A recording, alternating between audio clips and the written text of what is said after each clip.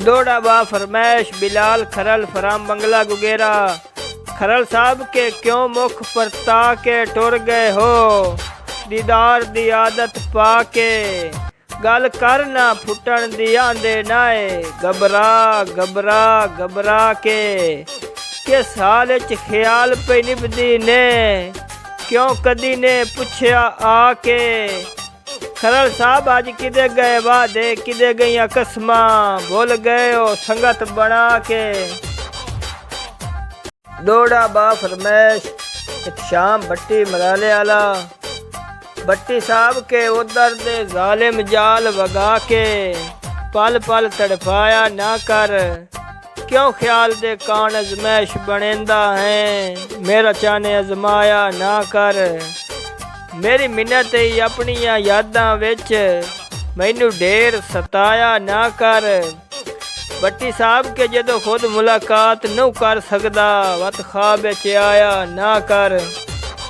थोड़ा बा फरमैश भोला साहब ते उस्मान साहब, नंदी नज़र के बेली लुट ले जितना लुट सकदा है, नहीं बिल्कुल सानू परवाह है। साडे बारे तू भावें जो पिया सोचें, तेरी वत भी दिल विच जाए। वैसे एक गल आख सियाणे गए, सच्ची दर्द ना ज़ेन तू लाए। सजना नू जायमी लुटिया है कसम खुदा दी, कदी कोई नहीं बनया शाए। दौड़ा बा फरमैश मलक दानश नुमान फराम चकवाल 555 ग्रुप पाने की नज़र के क्यों मुख परता के टुर गए हो, दीदार दी आदत पा के गल कर ना फुटन दी आंदे नाए। घबरा घबरा घबरा के किस हाल च ख्याल पे निभदी ने, क्यों कदी ने पुछया आके।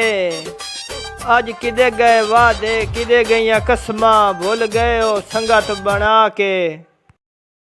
दौड़ा बा फरमैश मुन्ना राजपूत फराम उकाड़ा। मुन्ना साहब के क्यों मुख परता के टुर गए हो, दीदार दी आदत पा के गल कर ना फुटन दी आंदे नाए। घबरा घबरा घबरा के किस हाल च ख्याल पे निभदी ने, क्यों कदी ने पुछया आके। अज किदे गए वादे, किदे गईया कसमां, भुल गए हो संगत बना के।